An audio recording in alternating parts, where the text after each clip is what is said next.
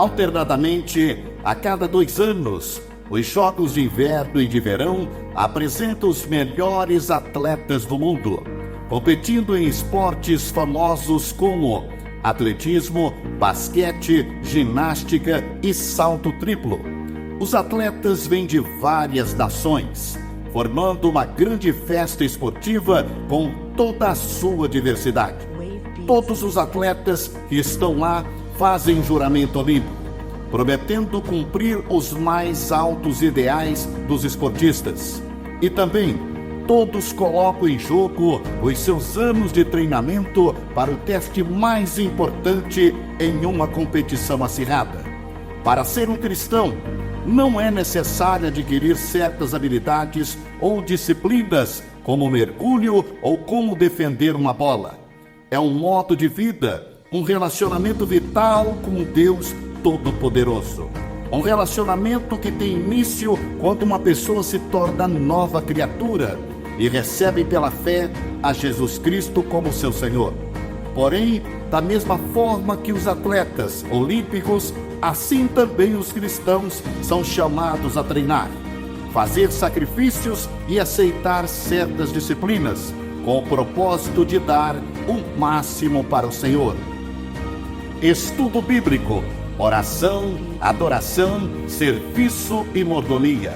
Assim como os aros interligados da bandeira olímpica, estas 5 práticas promovem os ideais que se aplicam a todos os cristãos de todos os povos e nações. Da mesma forma que os atletas trabalham duro para conseguir os melhores resultados, a nossa diligência em prestar atenção nestes aspectos da vida cristã nos ajudarão a sermos mais firmes e eficazes em nosso serviço para o Senhor. Prepare-se para a corrida. Esteja pronto para viver as 5 coisas que todo cristão precisa para crescer.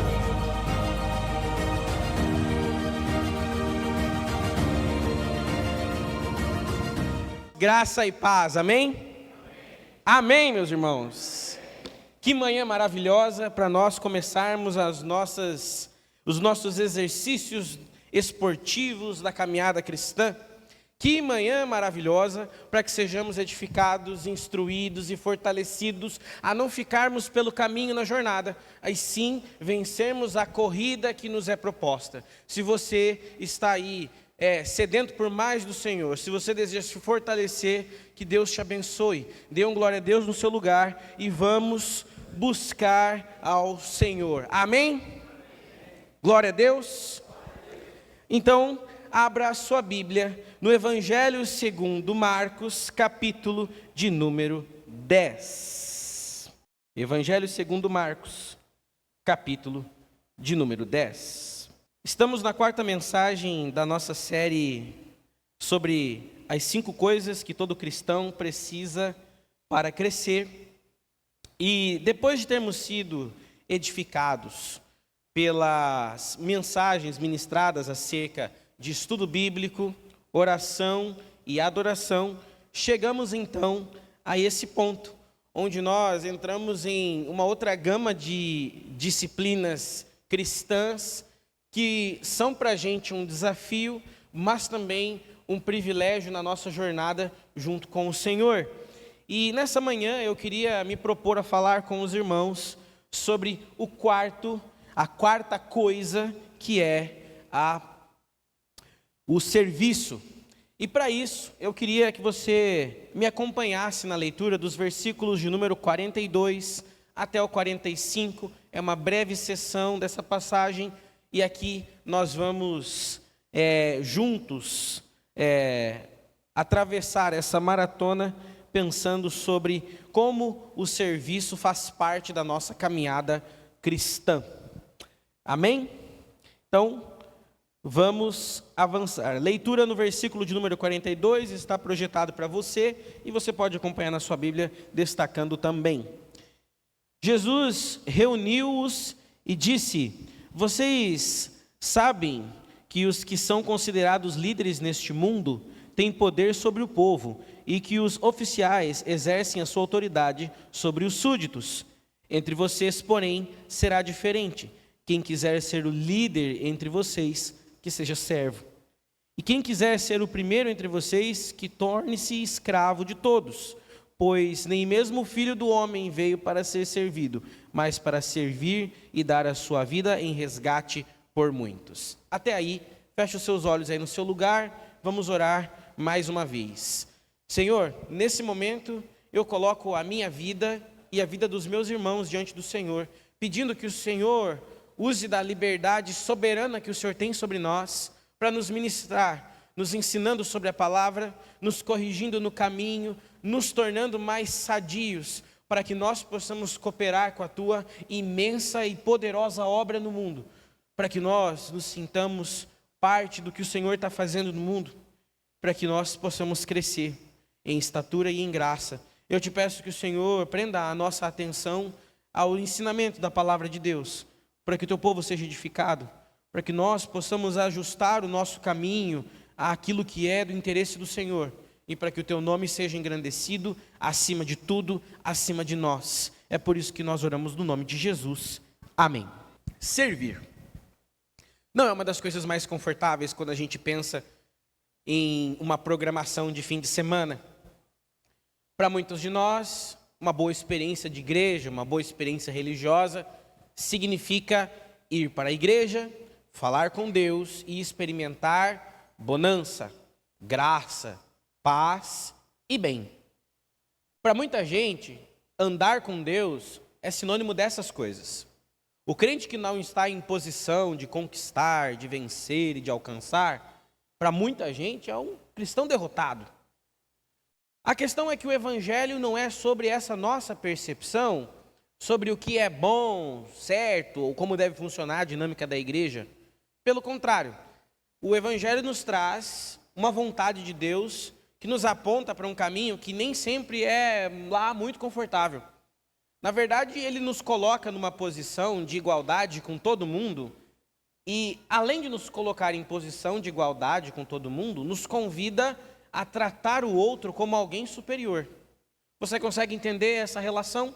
Nós precisamos olhar uns para os outros como iguais, ao mesmo passo que devemos considerar as pessoas à nossa volta como superiores a nós. Esse desafio é para que nós possamos entregar para outra pessoa o nosso melhor, para que nós possamos servir ao Senhor com tudo que temos. Porque servir, de fato, é se colocar a serviço de alguém. E talvez você pense assim, olha, não faz muito sentido eu me colocar a serviço de alguém a quem eu não respeito.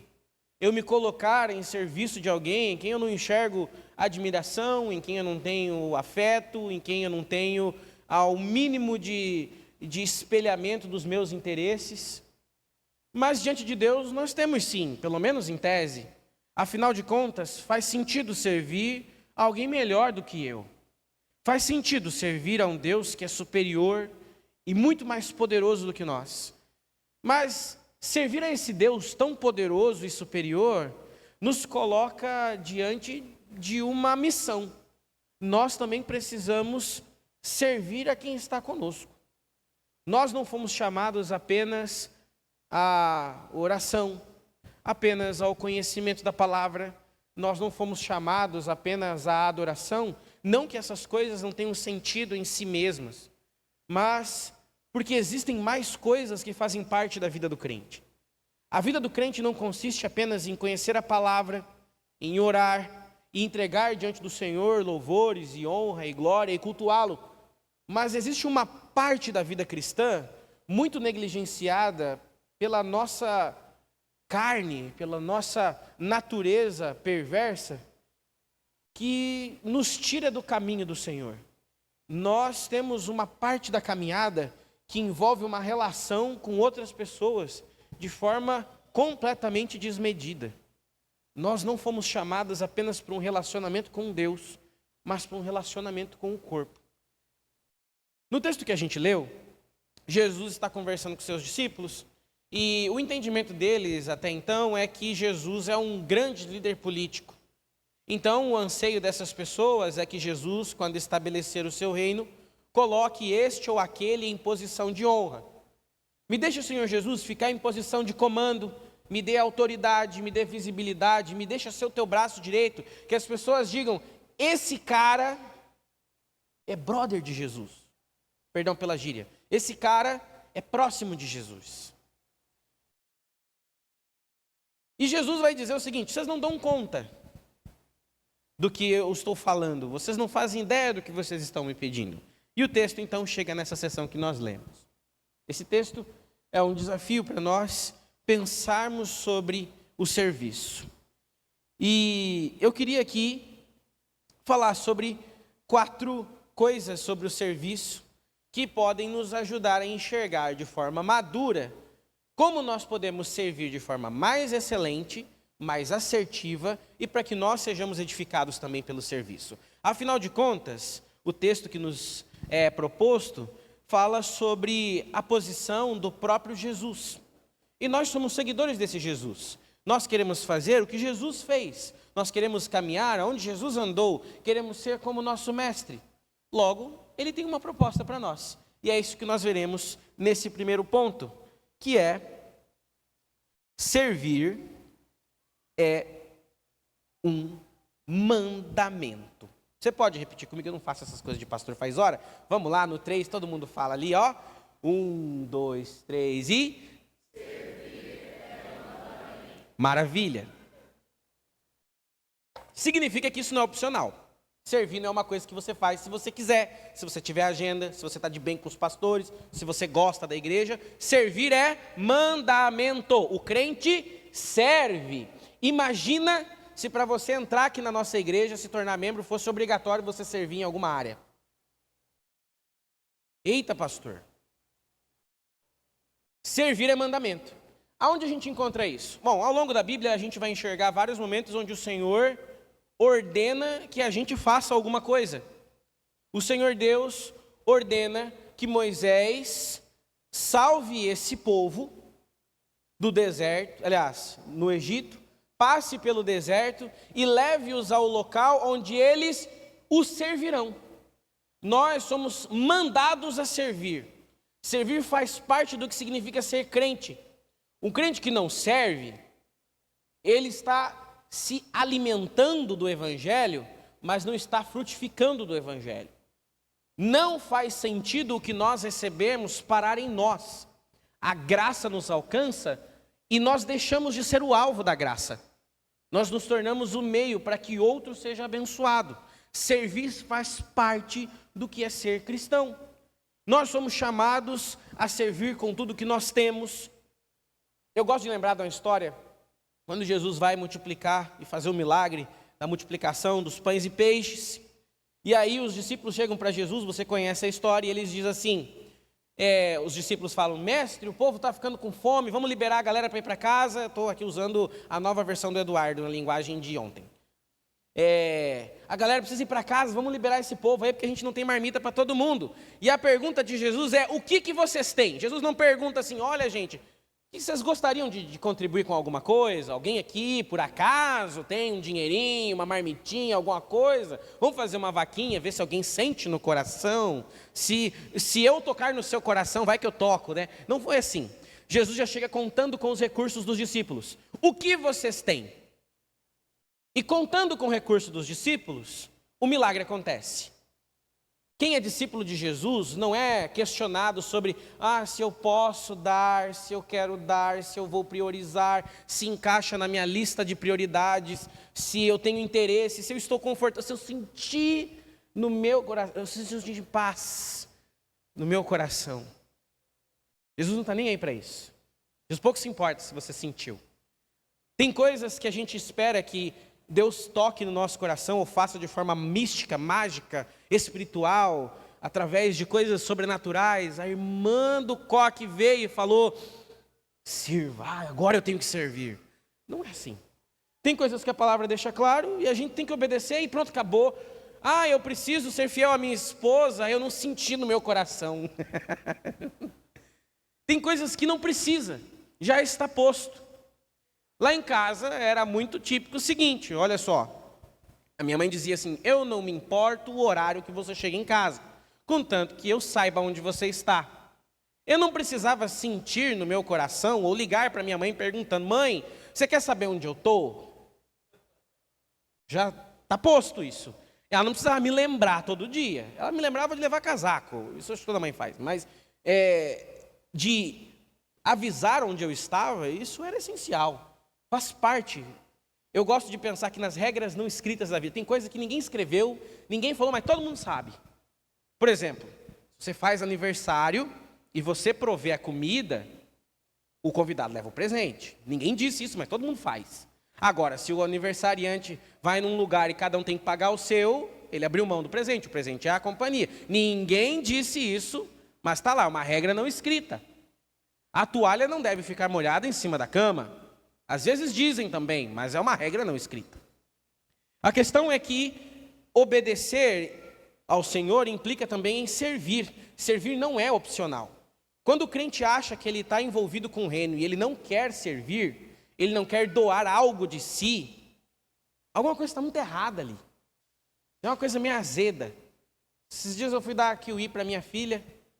O kiwi estava lá bonitinho, descasquei o kiwi, cortei bonitinho. E tinha uma parte que a coloração estava um pouquinho verde, um pouco meio amarelo queimado, assim. Eu falei, Aí eu mordi a outra ponta do kiwi para ver se estava boa. Tá aquele gosto de já foi, sabe? Quando a gente participa de uma parte do evangelho, sem incorporar a outra, parece que todo o resto fica meio contaminado. A gente fica igual um kiwi, com uma parte meio azeda. Não presta, não dá para usar direito. Como é que vai alimentar isso? É crente, mas é só até a página A, a página B já não é mais. A gente é crente para ir no culto, para entregar o dízimo, para participar do retiro, mas na hora de entregar as nossas forças, de entregar os nossos recursos, de sofrer junto com o outro, aí não. Esse kiwi está com uma parte meio verde, amarela escura ali. Bom, você entendeu. Servir é mandamento. O segundo tópico é que servir é um exercício de humildade. Vamos no 3? 1, 2, 3 e... Maravilha. Jesus se curvou. Servir é a forma de Deus nos ensinar que o nosso ego não deve ser maior do que o tamanho da nossa existência. Nós somos pequenos, limitados e temporários. Quando pensamos que temos alguma coisa, que somos dignos de alguma coisa, que temos alguma posição de autoridade, para Jesus, esse é o sinal de que temos absolutamente tudo o que é necessário para servir. O maior intelectual é aquele que sabe servir ao ignorante. O exercício de humildade nos faz enxergar que, pela perspectiva do Evangelho, nós estamos igualmente ferrados. Está todo mundo no sal. Todo mundo aqui tem pecado, tem problema, tem vergonha que se fosse trazido aqui para o púlpito ia ser um escândalo. Está todo mundo igual. A gente que, na verdade, vai se hierarquizando. A gente hierarquiza pelo tamanho do dízimo, a gente se hierarquiza pelo local que trabalha, pelo grau de instrução, pelo tamanho da família, por onde mora, pelas coisas que tem, pelo tipo de filho, pela índole dos filhos, pelas coisas que comprou, pelas viagens que fez. A gente se classifica assim, mas para Deus isso é bulhufas, porque o que realmente importa é que está todo mundo igual. Então, o serviço é uma entrega de gente igual.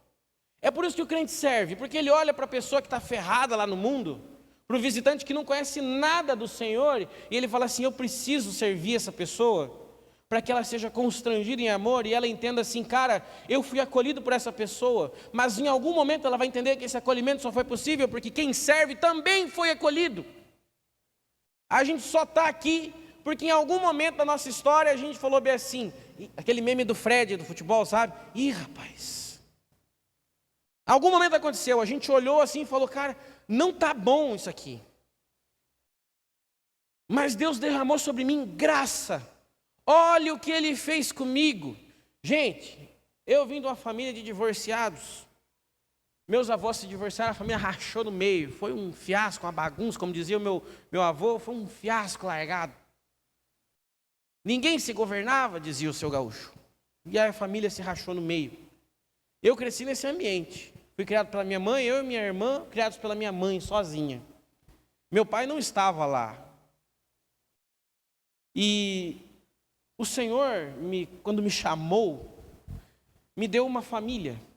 Na igreja eu aprendi a ser homem, na igreja eu aprendi a ser pai, na igreja eu aprendi a ser responsável, na igreja eu aprendi o que é uma família, na igreja eu aprendi o que é servir, na igreja eu entendi o valor do evangelho e das pessoas. A igreja é a oportunidade de quem não teve. E é por conta do cuidado que eu recebi que eu não posso olhar para o pecador imundo e perdido diante da minha condição de imundo e perdido, achado por Cristo, e não servi-lo. Porque Cristo me serviu. O maior é mais maduro e consegue se colocar em posição de serviço. Aquele que entende mais, que reconhece que é pequeno, que sabe das suas misérias, das suas limitações, das suas vergonhas, esse olha para si e fala bem assim: cara, eu não estou em posição de exigir nada, eu vou entregar. Um amigo meu dizia assim: o crente, quando se percebe pecador, ele bota o rabinho entre as pernas, abaixa a cabeça e vai servir. Servir é um exercício de humildade, de reconhecimento, de que somos todos iguais e que todos fomos chamados a fazer a mesma coisa. É igual casamento, só dá certo se os dois estiverem entregando um para o outro. Quando um entrega mais do que o outro, a assimetria consome. Quando na igreja uns entregam mais do que outros, a assimetria consome. As intrigas, as insatisfações, as reclamações, os burburinhos, os azedumes, as queixas de falta de engajamento, de que o serviço... Olha, é um ciclo. A galera reclama de que a estrutura está ruim, a galera que está na estrutura reclama que os voluntários são poucos, e os que são poucos reclamam do que falta gente, mas o pessoal que também não quer servir reclama de que falta gente também. Mas esse negócio se retroalimenta porque as pessoas não entenderam que todo mundo é igual. A gente precisa ser humilde para servir. O meu tempo está acabando, eu preciso correr para o próximo ponto. O que me leva ao terceiro ponto. Nós precisamos servir para nos tornar mais parecidos com Jesus. Vamos repetir agora?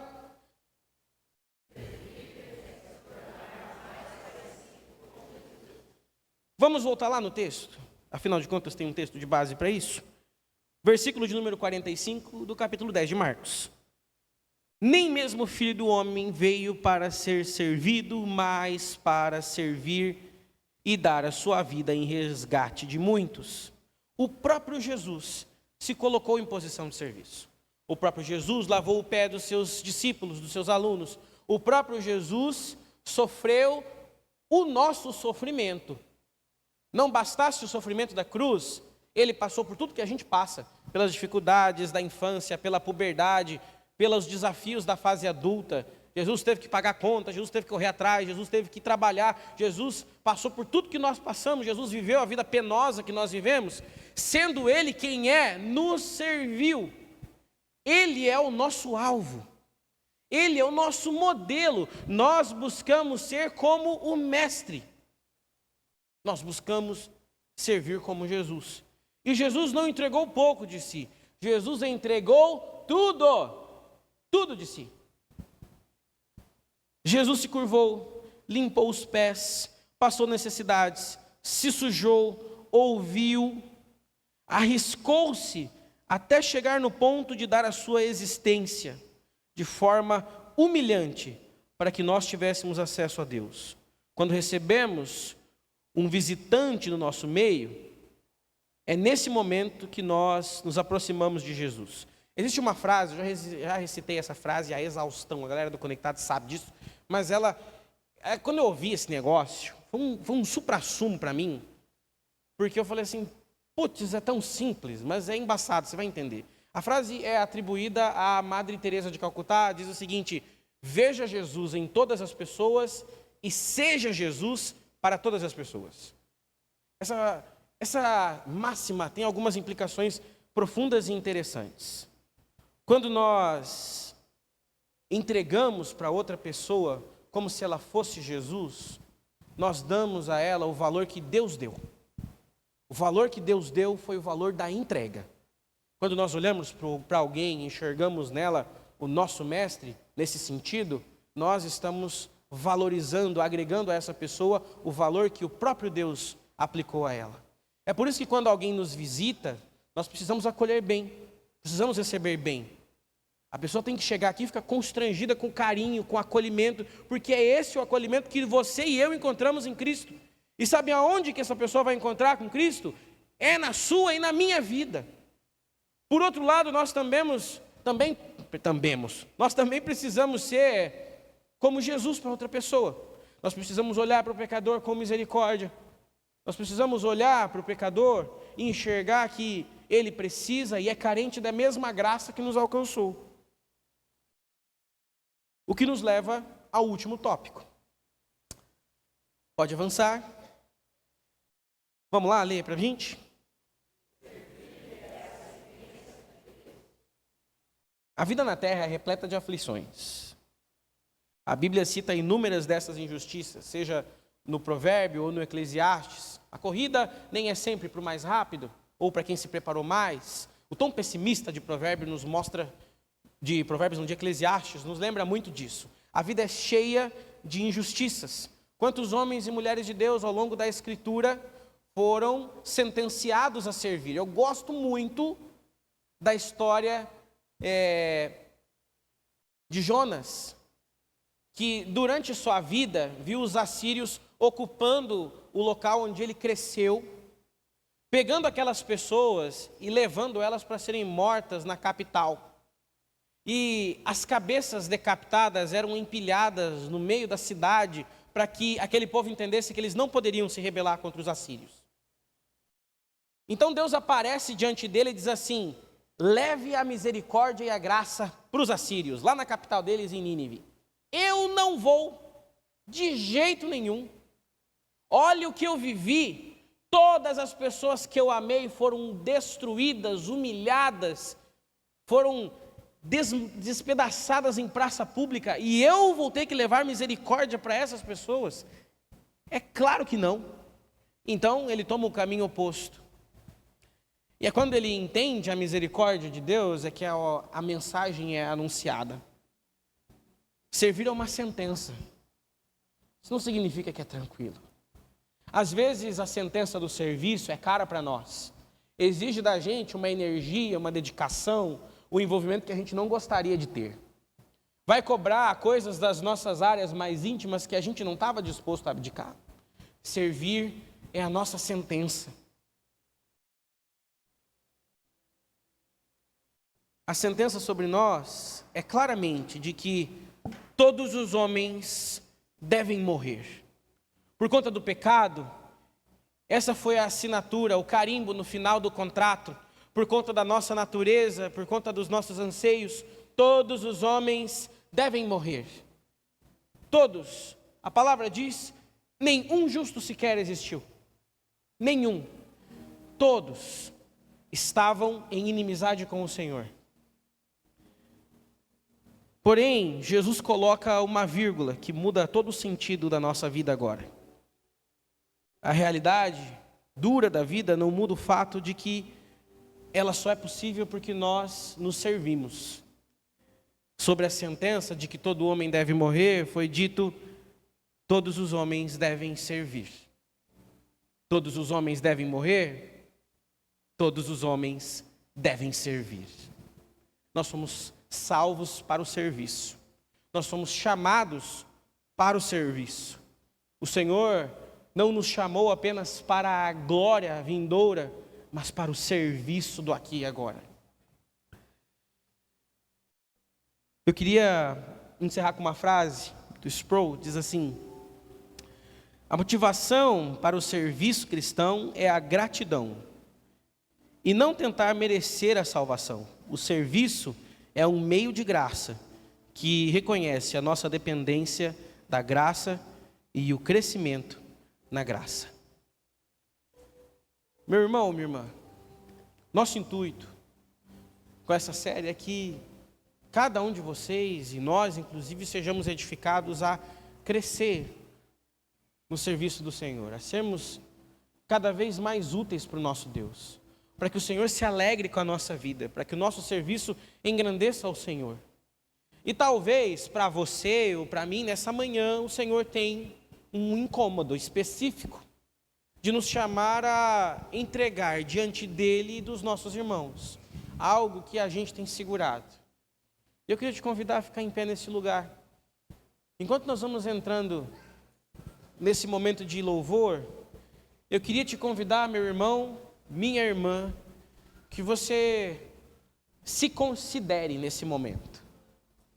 Que você olhe para dentro de si e enxergue aquilo que o Senhor tem buscado em ti, para que seja entregue por ti. Cada um de nós tem algo que o Senhor tem pedido. Cada um de nós tem sido capacitado pelo Senhor, restaurado pelo Senhor e chamado pelo Senhor a entregar um pouco do nosso tempo, da nossa energia, do nosso conhecimento, da nossa espiritualidade diante do Senhor, para que o nome dele seja engrandecido, para que Deus seja conhecido, para que o outro seja edificado, para que Deus seja servido. Como podemos servir a um Deus que tem tudo? Nós nos servimos uns aos outros, nós nos dedicamos uns aos outros. Alguém disse uma vez assim: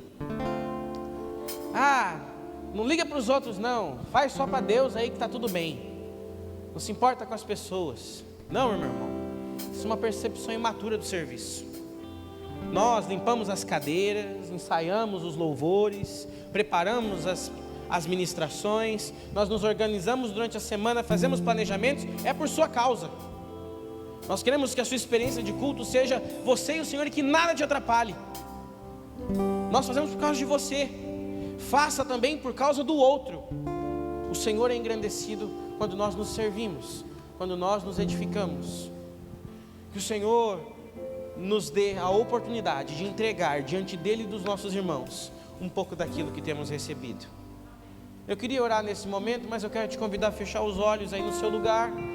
E enquanto eu faço essa oração, levante a tua voz, ou traga na tua mente, no teu coração, as palavras necessárias de entrega, para que aquilo que precisa ser apresentado diante do Senhor, aquilo que está travado pelo teu coração, que você agora reconhece, seja destravado, para que o serviço seja feito, para que o Senhor use por meio da sua vida, para que o Senhor faça através da tua história, por meio de você, para que nós vivamos de fato como uma comunidade, não como um clube de benefícios.